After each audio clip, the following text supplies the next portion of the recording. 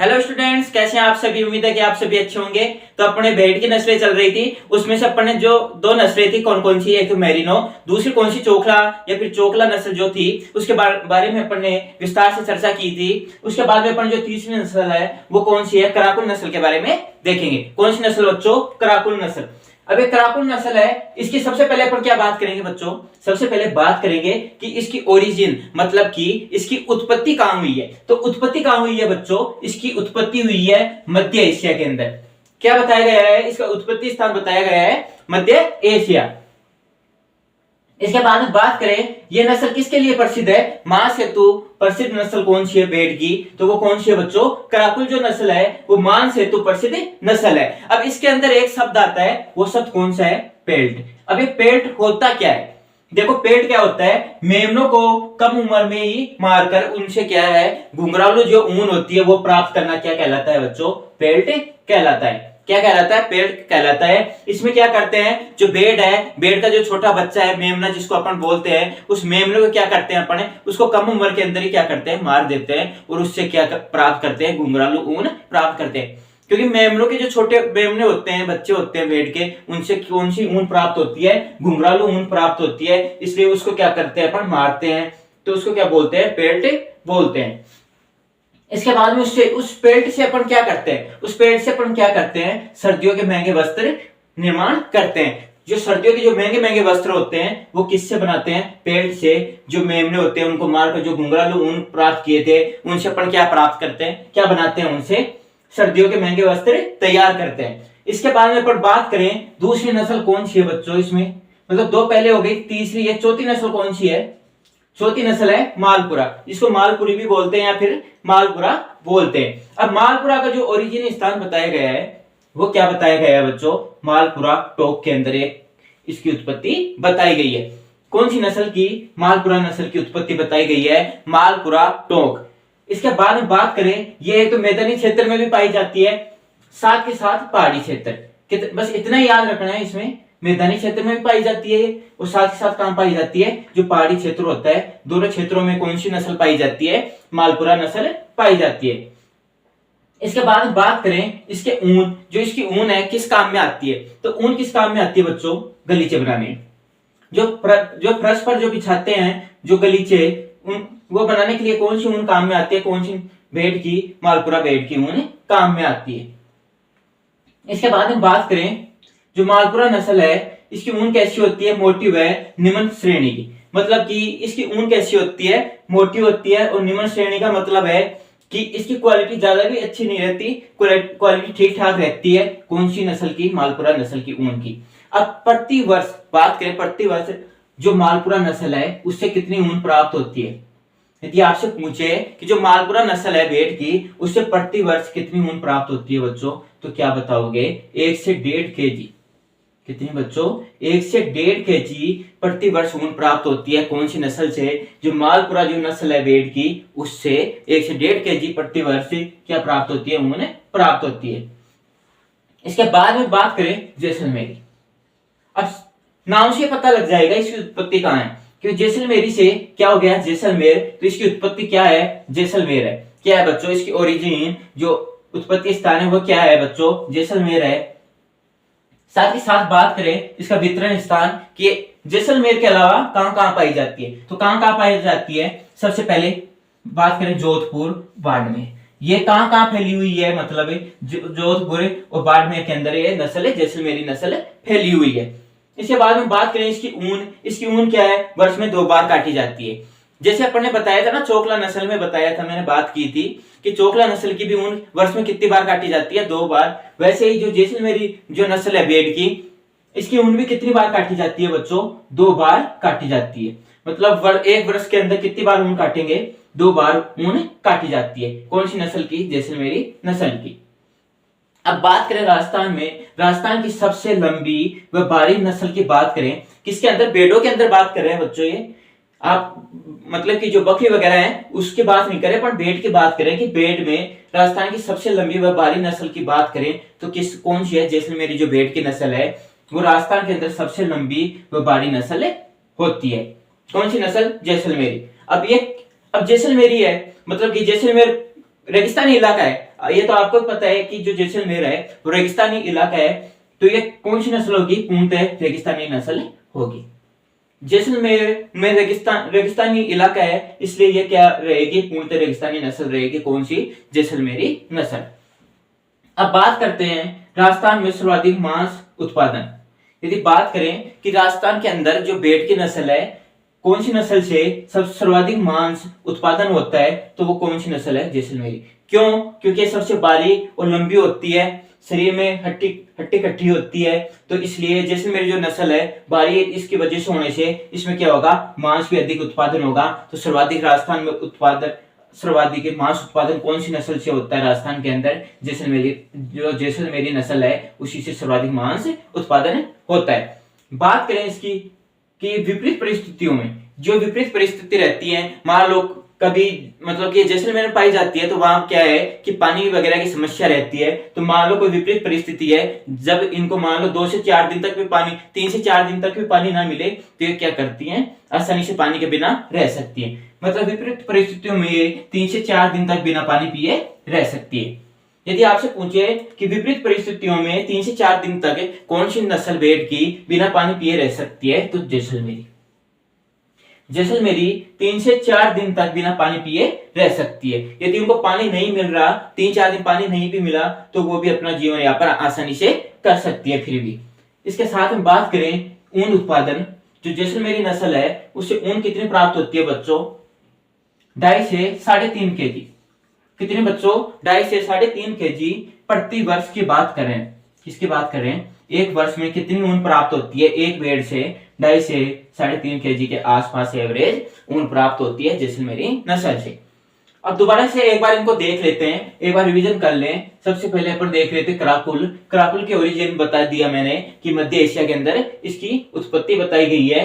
अब मांस हेतु प्रसिद्ध नस्ल की बात करें तो कराकुल नस्ल मांस हेतु प्रसिद्ध नस्ल है। साथ ही इसके अंदर एक शब्द आता है, वो क्या है? पेल्ट। अब पेल्ट क्या होता है कि जो छोटे मेमने, मतलब कि मेमने होते हैं भेड़ के, उनको कम उम्र में ही मार कर उनसे जो घुंघरालू ऊन प्राप्त करते हैं उसको क्या बोलते हैं? पेल्ट बोलते हैं। ये बच्चों ये पेल्ट है, इसको याद रखना, क्योंकि पेल्ट के बारे में पूछा जाता है। सुपरवाइजर वगैरह ऐसी जो एग्जाम है उनके अंदर पेल्ट के बारे में पूछा जाता है कि पेल्ट होता क्या है। तो मैंने बता दिया है ये अच्छे से। वह जो छोटे मेमने हैं उनको मारकर जो घुंघरालू ऊन प्राप्त करते हैं उसको पेल्ट बोलते हैं। और इस पेल्ट से क्या बनाए जाते हैं? जो सर्दियों के जो महंगे वस्त्र होते हैं, जो महंगे कपड़े होते हैं ऊन के, वो क्या किससे तैयार किए जाते हैं? पेल्ट। मतलब जो छोटे मेमनों से जो ऊन प्राप्त होती है उससे महंगे वस्त्र तैयार किए जाते हैं।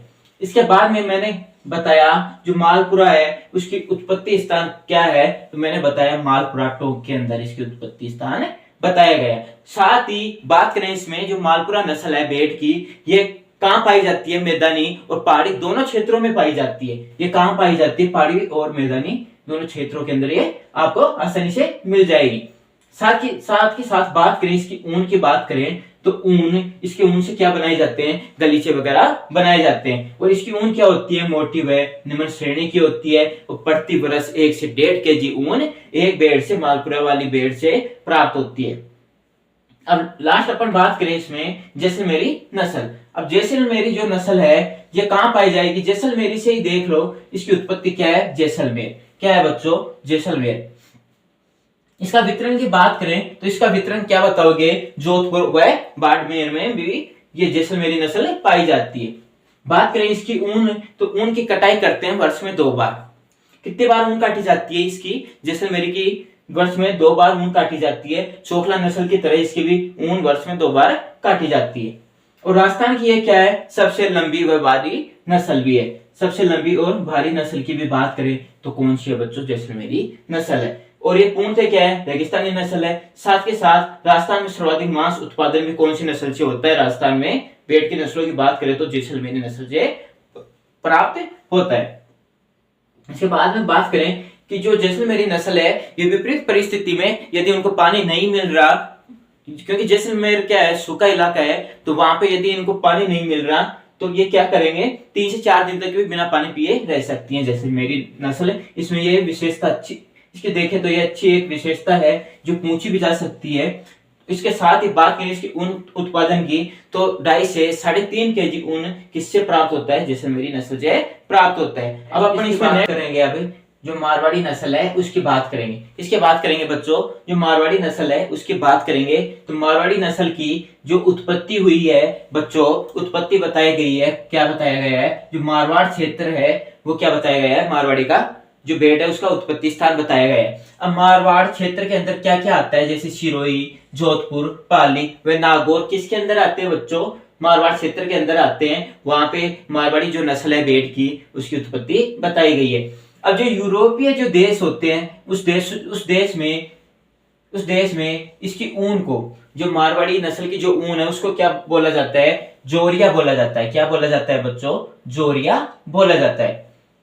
जो मारवाड़ी नस्ल की जो भेड़ है उसकी जो यूरोपीय जो देश है उसमें उसकी ऊन को क्या बोला जाता है, जोरिया बोला जाता है। क्या बोला जाता है बच्चों, जोरिया बोला जाते हैं। बात करें इसकी टांगों की, तो इसकी जो टांग होती है मारवाड़ी की वो क्या होती है, पतली व लंबी टांगे होती हैं। टांगे कैसी होती है मारवाड़ी की, पतली व लंबी टांगे होती हैं। इसलिए ये क्या है, पतली व लंबी टांगे होने के कारण ये क्या है, फुर्तीली नस्ल है और लंबा सफर आसानी से तय कर लेती है। मतलब कि लंबे सफर के लिए अच्छी नस्ल कौन सी है बच्चों, मारवाड़ी नस्ल है। ये फुर्तीली भी होती है, ये तेज भी चलती है और लंबा सफर भी आसानी से तय कर लेती है। कौन सी नस्ल, मारवाड़ी नस्ल। बात करें वनस्पति के अभाव या फिर बात करें भोजन के अभाव के कारण ये क्या करती है, जो पड़ोसी राज्य हैं वहां गमन करती है। मतलब कि एक राज्य से दूसरे राज्य में चली जाती है। यदि वहां वनस्पति की का अभाव हो जाता है या फिर बात करें उसके भोजन का अभाव हो जाता है, तो ये क्या करती है, अन्य राज्यों में क्या करती है, गमन करती है, मतलब कि विचलन करती है।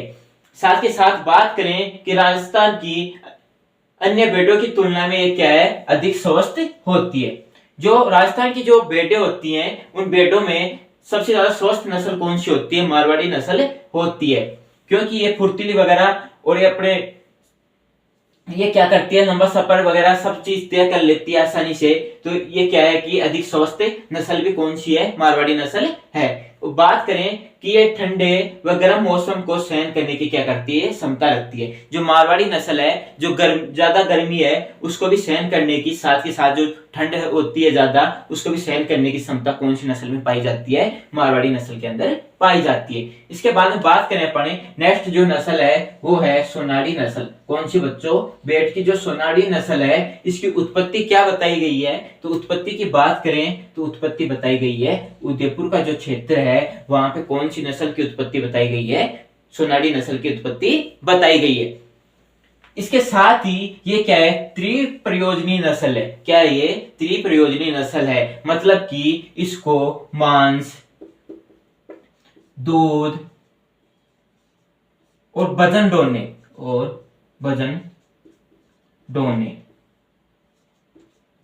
मतलब कि वजन उठाने के काम में, मतलब इसको तीनों चीजों के काम में लेते हैं कौन सी नस्ल को, सोनाली नस्ल को। इसलिए इसको क्या बोलते हैं, त्रिप्रयोजनी नस्ल भी बोला जाता है। बात करें इसके अन्य नाम की, तो इसको क्या बोला जाता है, चरणोथर। चरणोथर का मतलब है, इसको चरणोथर क्यों बोला जाता है, यदि आपसे पूछे कि जो सोनाली नस्ल है भेड़ की इसको चरणोथर क्यों बोला जाता है, तो क्या बताओगे कि जो सोनाली नस्ल है ये क्या करती है, इसके कान क्या होते हैं, लंबे होते हैं। तो जब ये चरती रहती है, घास के मैदान में चरती रहती है सोनाली नस्ल, तो उसके कान क्या करते हैं, फर्श को क्या करते हैं, जमीन को छूते हैं, मतलब जमीन के टिके हुए होते हैं। इसलिए इस नस्ल को क्या बोलते हैं, चरणोथर नस्ल के नाम से भी जाना जाता है। साथ में बात करें नेक्स्ट जो नस्ल है वो है नाली नस्ल। कौन सी नस्ल बच्चों, भेड़ की नाली नस्ल। तो इसकी उत्पत्ति की बात करें, इसकी उत्पत्ति क्या है बच्चों, इसकी उत्पत्ति है गंगानगर और हनुमानगढ़ के अंदर ये नस्ल पाई जाती है। कहाँ पाई जाती है इसकी उत्पत्ति, गंगानगर और हनुमानगढ़ के अंदर। इसकी उत्पत्ति, किसकी उत्पत्ति बताई गई है, नाली नस्ल की उत्पत्ति बताई गई है। बात करें इसका ऊन कौन से रंग का होता है, तो ऊन होता है येलो, मतलब पीले रंग का ऊन होता है। कौन सी नस्ल का, नाली नस्ल का ऊन कैसा होता है बच्चों, पीले रंग का होता है। कैसा होता है, पीले रंग का होता है। अब अपन नेक्स्ट देखें, जो अभिवस्त्र नस्ल है, जो भेड़ की जो अभिवस्त्र जो नस्ल है ये क्या है, संकर नस्ल है। सबसे पहले क्या क्या याद रखना है कि जो अविवस्थित नस्ल है भेड़ की वो क्या है, संकर नस्ल है, मतलब कि हाइब्रिड नस्ल है। कौन सी नस्ल है, हाइब्रिड नस्ल है। और ये किस किस के क्रॉस से बनी है, यदि आपसे पूछे कि जो अविवस्थित नस्ल है किसके क्रॉस से बनी है, तो क्या बताओगे, रैम्बुलेट, किससे, रैम्बुलेट नस्ल के मेरिनो नर से, किससे, रैम्बुलेट नस्ल के मेरिनो नर से। और किसके क्रॉस से, जो चोखला नस्ल का जो मादा है उसके क्रॉस से कौन सी नस्ल तैयार हुई है, अविवस्थित नस्ल तैयार हुई है। और ये कहां से विकसित की गई है, यदि आपसे पूछे कि अविवस्थित जो नस्ल है भेड़ की ये कहां से तैयार हुई है या कहां से विकसित की गई है, तो कहां से, CHWRI, किस, कहां से, CHWRI जो टोंक अविका नगर के अंदर है वहां से किस, कौन सी नस्ल को विकसित किया गया है, अविवस्थित नस्ल को विकसित किया गया है। अब बात करें इसके मेमनों की वार्षिक जन्म दर की, तो जन्म दर कितना होता है बच्चों इसके अंदर, 93.21%। कितना, 93.21%, मतलब कि 93.21% क्या रहती है, जन्म दर रहती है। किसके मेमनों की, अविवस्थित के मेमनों की। साथ के साथ इसकी ऊन की बात करें तो कितना परसेंट, मतलब कि कितना केजी प्रति वर्ष ऊन प्राप्त होता है इस नस्ल से, तो 2 से 4 केजी के आसपास कौन सी नस्ल से ऊन प्राप्त होता है, अविवस्थित की जो नस्ल है उससे ऊन प्राप्त होता है। इसके बाद में अपन बात करें नेक्स्ट जो संकर नस्ल है, ये दोनों नस्लें क्या है बच्चों, संकर नस्लें हैं। ये दोनों क्या है, संकर नस्लें। अविकालीन और अविवस्थित दोनों क्या है, संकर नस्लें हैं। और अविकालीन भी किसके क्रॉस से बनी है, रैम्बुलेट नर के मेरिनो नस्ल के मेरिनो नर से, और मालपुरा का जो मालपुरा नस्ल है उसकी जो मादा है उसके क्रॉस से कौन सी नस्ल बनी है, अविकालीन नस्ल बनी है। अब इसमें टपिंग परसेंट, टपिंग का मतलब होता है कि निषेचन की क्रिया कितनी परसेंट पाई जाती है, तो 97.95% किस क्या पाई जाती है, टपिंग परसेंट। या बात करें जो निषेचन की क्रिया है वो कितने परसेंट पाई जाती है, 97.95% पाई जाती है। किसके अंदर, अविकालीन नस्ल के अंदर। बात करें इसमें जन्म दर, जो मेमने होते हैं इसके अविकालीन के जो मेमने होते हैं उसकी वार्षिक जो जन्म दर है वो कितनी है बच्चों, 81.47%। बात करें बोले तो 81.47% क्या रहती है इसकी जन्म दर रहती है। मेमनों की बात कर रहे हैं, किसकी बात कर रहे हैं, मेमनों की बात करें, किसके मेमने, अविकालीन के मेमनों की बात कर रहे हैं। ये भी जो ये दोनों संकर नस्लें हैं ये दोनों कहां से विकसित की गई हैं बच्चों, यदि आपसे ये दोनों नस्लों के बारे में पूछे कि कहां से विकसित की गई है, तो ये भी कहां से विकसित की गई है, CHWRI अविका नगर टोंक से, मालपुरा से ये क्या की गई है, विकसित की गई है। कौन सी नस्ल, अविकालीन नस्ल। कहां से विकसित की गई है, CHWRI से विकसित की गई। साथ ही जो अविवस्थित है ये भी कहां से विकसित की गई है, CHWRI जो टोंक से विकसित की गई है। तो अपनी जो भी जितनी भी भेड़ थी उन भेड़ों को अपन ने क्या है कंप्लीट कर लिया है। सभी नस्लें जो भेड़ की थी वो देख लिए हैं, साथ ही साथ जो संकर नस्लें थी वो भी देख लिए हैं, देसी नस्लें विदेशी नस्लें सभी भेड़ें देख लिए हैं। तो अपन कल क्या करेंगे, या फिर ऊंट की नस्लें स्टार्ट करेंगे। कल क्या करेंगे बच्चों, ऊंट की नस्लें देखेंगे। आज